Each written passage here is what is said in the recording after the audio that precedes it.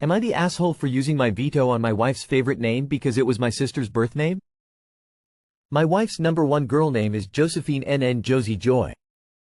She wanted it to be our daughter's name, telling me it felt just right for our girl. The name Josephine has a not-so-great history in my family. My parents fostered kids and adopted some. My siblings, the kids who were adopted, all had their own pasts, but I have a sister who now has a different name, who was Josephine at the time of her birth, and it was her name until she was 6 when the name was changed before my parents legally adopted her. It was a very complicated process for my sister's name to be changed. There was a childhood psychologist, a trauma therapist and a psychiatrist involved in stating that it was in her best interest for the name to be changed because of the trauma she had surrounding her name. For context, she was 5 when she was removed from her birth family and has memories of them using her name.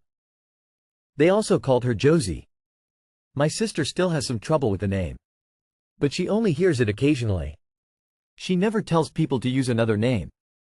But our family knows that it can trigger some memories for her and unpleasant feelings, putting it mildly.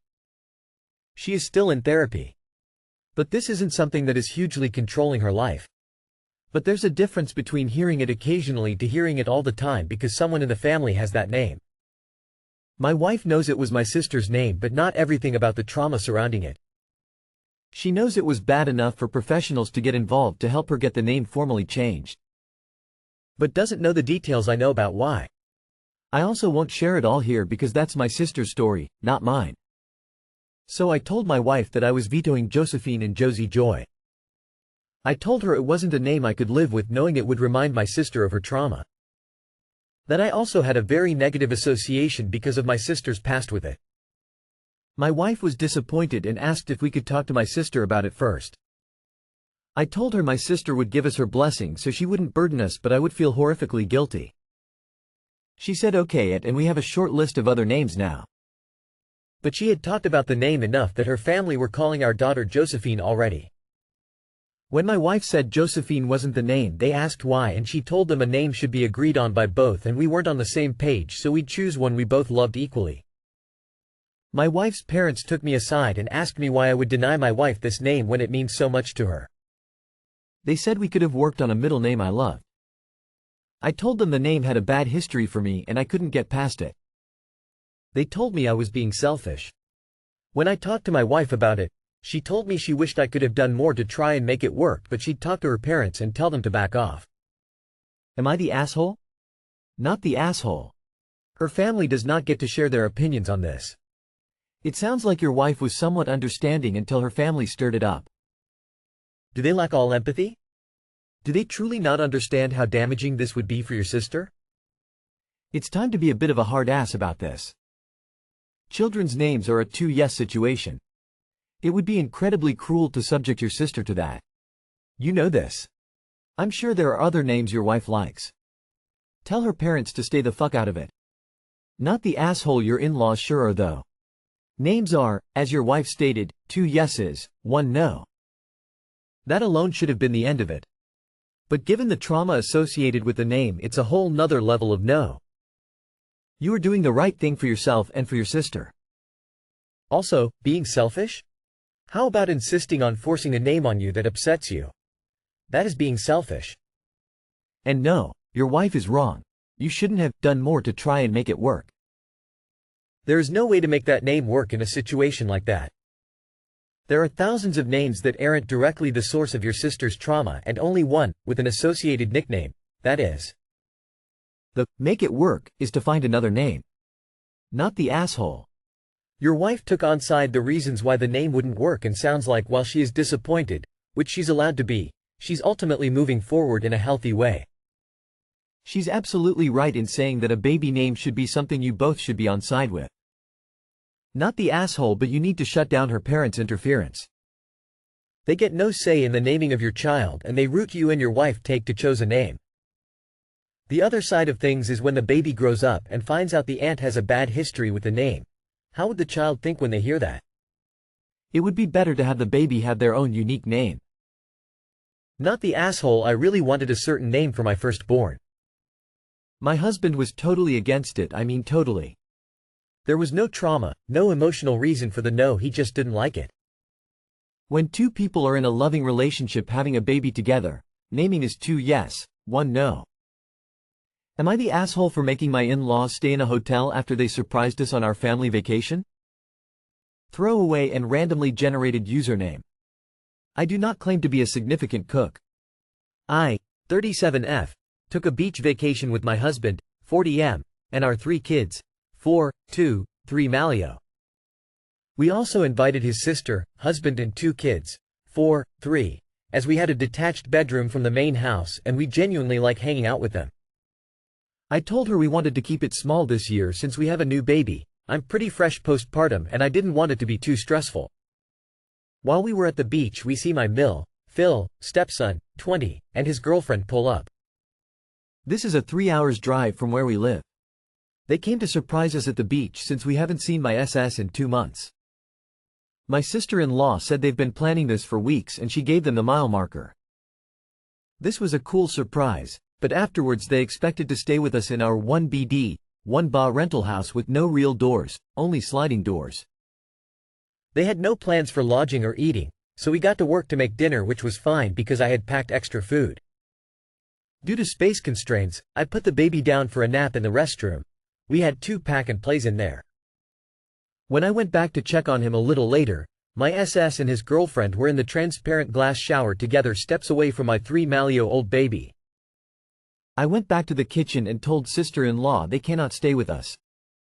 My husband told them they could because he is out of touch with what that would actually mean. 6 adults, 2 toddlers sharing 1 RR where 2 babies are sleeping. I told her what I just saw with SS and girlfriend in the shower, again reminding her it's too many people going in and out of the RR with 2 kids asleep in there. She understood and started looking up hotels. My SS's girlfriend was already scoping out the couch and she could have slept there, but after wrestling 2 babies to sleep in the RR and my 4-yo to sleep in the actual bed, the couch was the only place I could sit and have a glass of wine at the end of the night in peace. After getting a hotel room, they stayed at the beach house until midnight playing poker on the patio and shouting. My husband asked his dad to please be quiet since the kids were sleeping and father-in-law loudly shouted, "Shut up," and kept playing.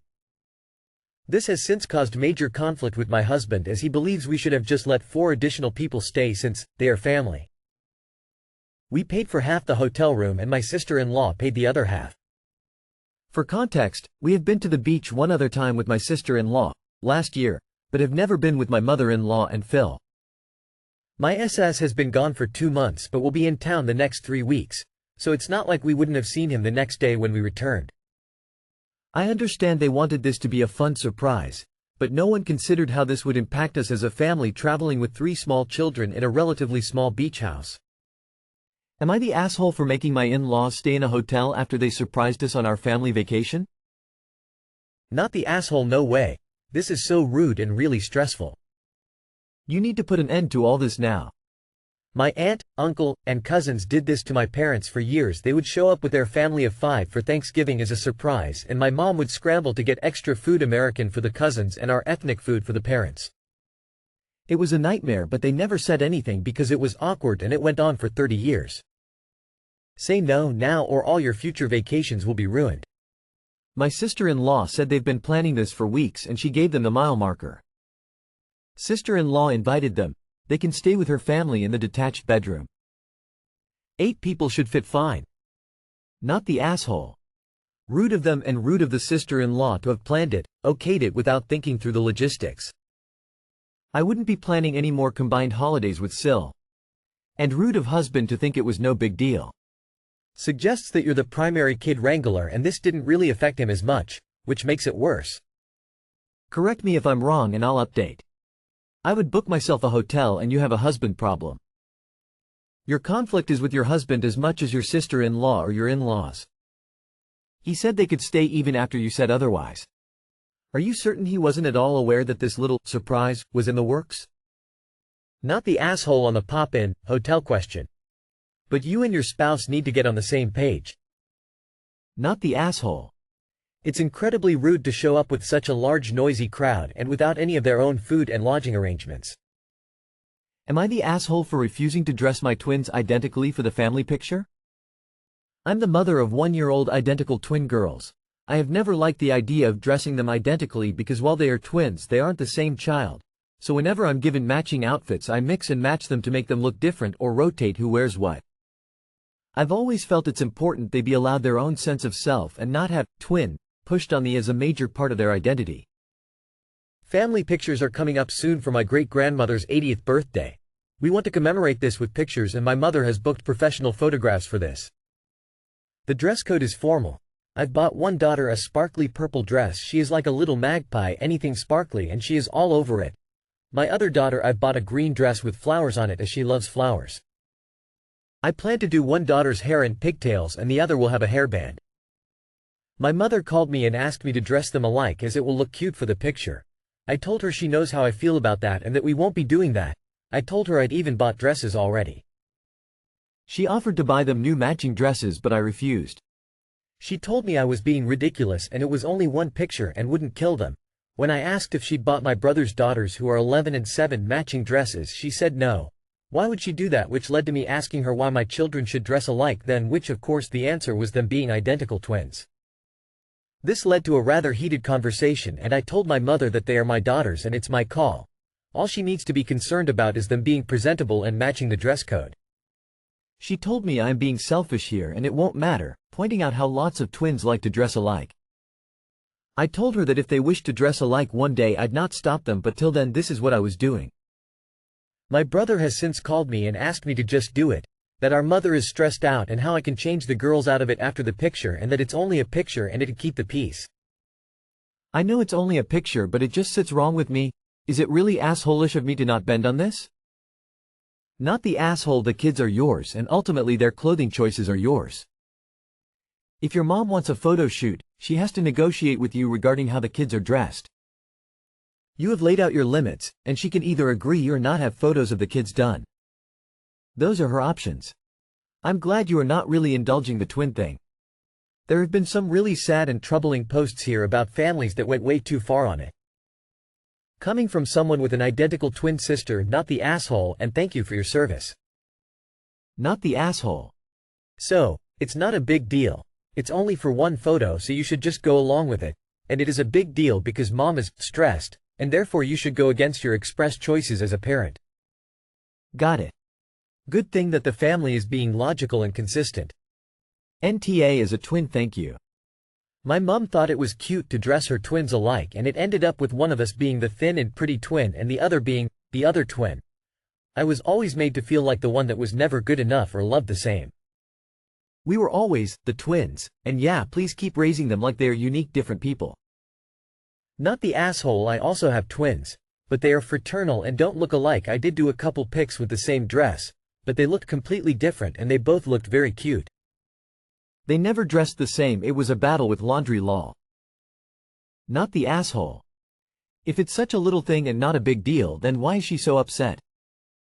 Is there someone putting pressure on her? Is it something her elders could be making a fuss over?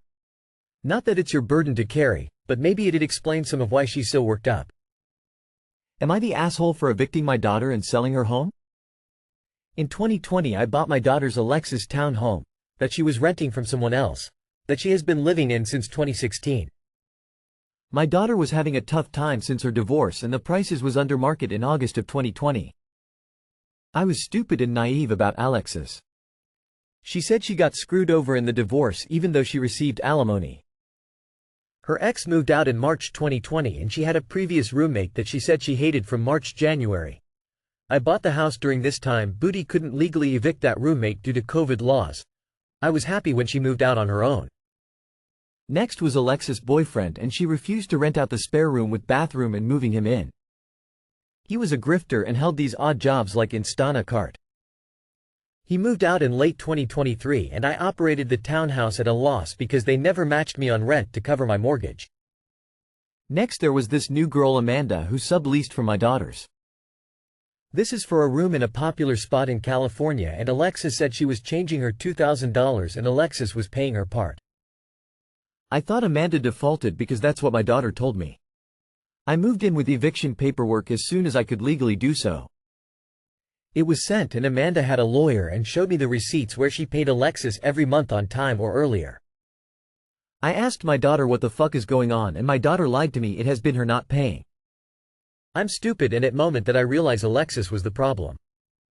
Amanda still moved out and I have a pending lawsuit from her. I told Alexis that I'm sick of owning this townhouse at a loss and I'm selling it before the housing bubble bust.